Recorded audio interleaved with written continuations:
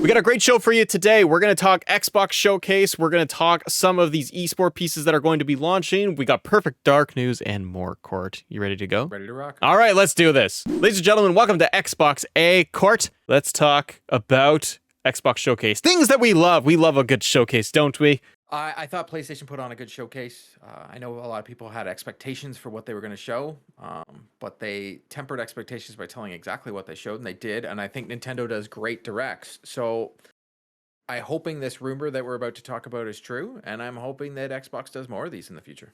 Andy Robinson comes over from VGC and has the following right up here. Microsoft looks set to hold its regular E3 style Xbox Showcase in June.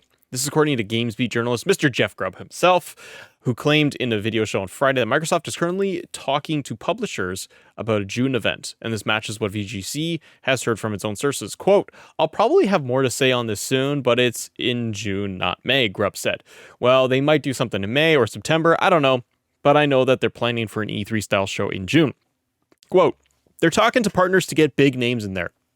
That is ongoing right now, and it's March, so it's not like they can change that train or turn that big ship around. They are heading in that direction, and they're going to do something in that time frame." So we haven't had, the E3 has been canceled for this year for the physical event. More and more are going for the digital showcase, obviously, because it just has made sense over the last few years. And really with Nintendo kind of paving the way for that model, where at first I think a lot of people were like, digital showcase, this sucks, where's E3? And then PlayStation has done it. Xbox has done some reveals and news digitally, but what say you? We got potentially a E3 style showcase in June. I used to love the E3 and the big theater, tentpole event. It was the Super Bowl video game. Yes. And it was this thing that we all knew, and we were going to have a weekend. I'm like planning out I'm not doing anything. I'm doing E3. Well, unfortunately, Nintendo started doing the directs, which originally came around E3, but then they started cutting them up and doing them throughout the year. And then PlayStation started doing the state of play. So now it gets to the point that I'm waiting so long for my Xbox news. Yeah. So for me, it's one of those things where I'm like, I want the same beats. I'm getting used to during the pandemic of these state of plays and Nintendo Directs and getting my news that way. So now I've become accustomed to it, so that I feel like, and I shouldn't feel this way, but I do, that I'm waiting on Xbox. I am too. I'm waiting on Xbox for the events. I'm waiting on Xbox for the next round of big announcements. And it's kind of bad to say too, because we're like, as gamers, we're like, oh, this giant game came out. Great. And we just devour it. And we're like, now what's next? And you're like, oh, come on, guys. Like, let's savor it for a minute. But the reality is, you got to be looking, and Xbox does too, it's what's coming down the pipe. They do need to be really getting the ball rolling when it comes to announcements to the next 2 years of games. We know there are a ton of games in the pipeline that have not had reveal dates. I think the only one that's really talked about is Starfield, which...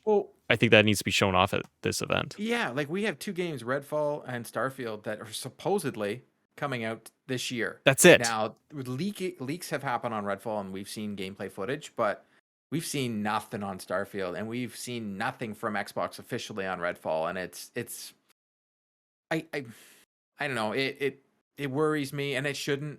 I don't know why it worries me, but it does. It's just like, am I going to get anything? Just give us, hey, here's this thing going on.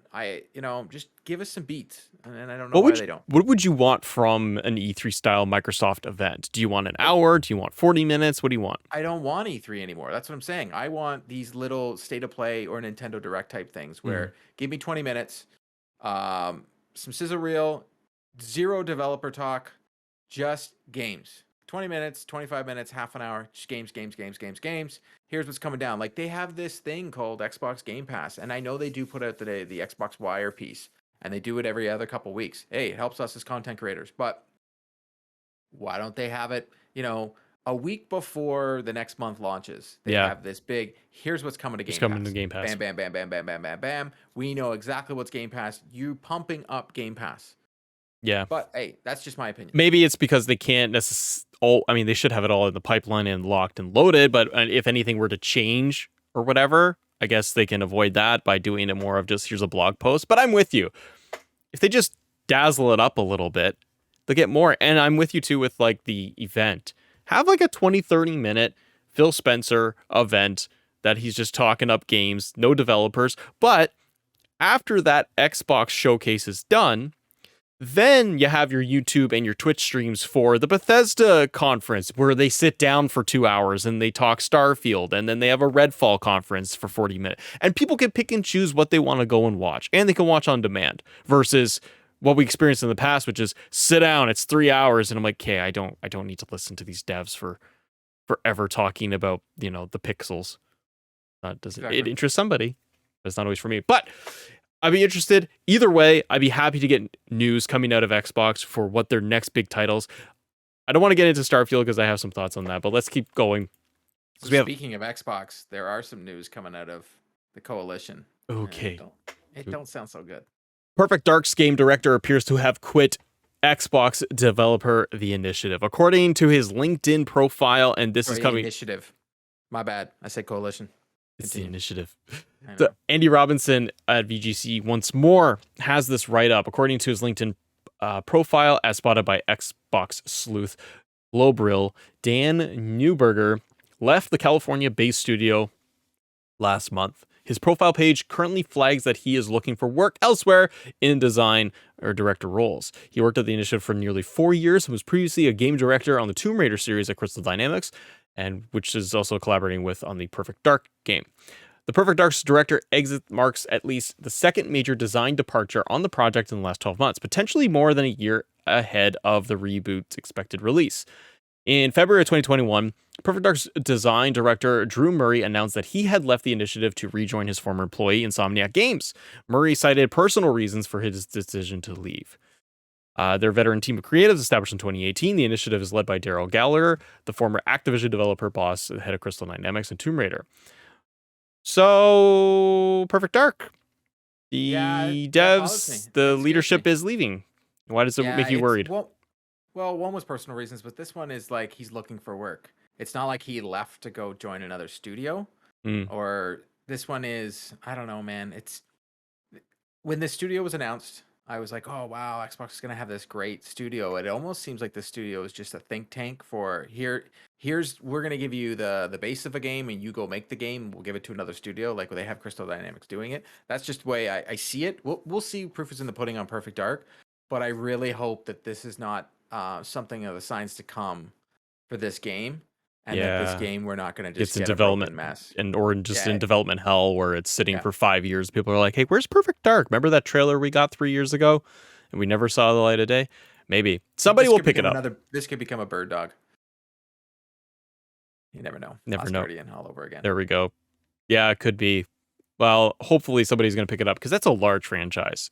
And you got to figure that it was in some phase of development where it was ready to show off a little bit. Or it's going to be like one of the Star Wars games where they're just like, never was.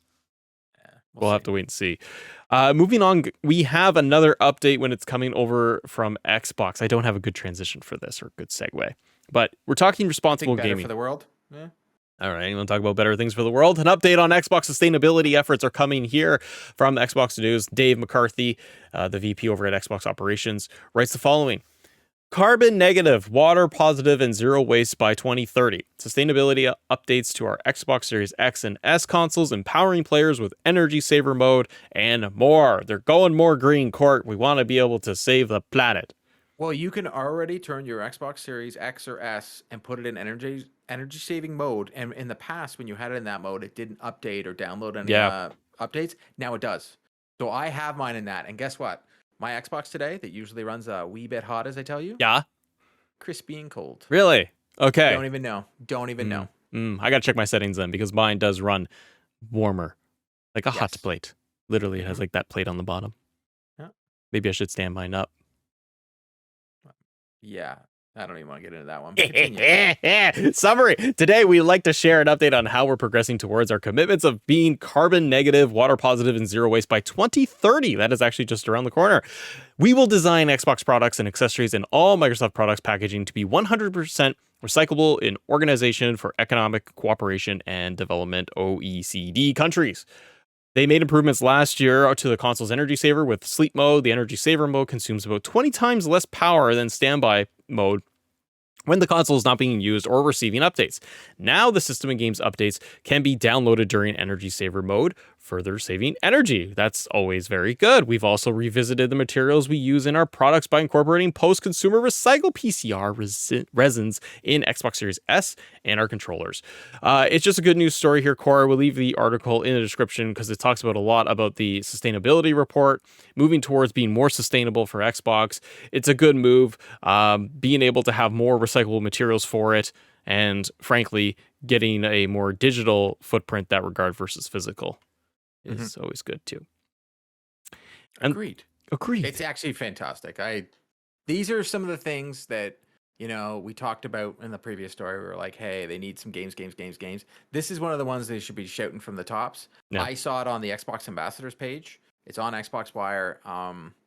It won't get the positive covers that it does, but in an industry such as this, where we know how much power and what even the making of the consoles, that they're just trying to just a little bit be better for everything.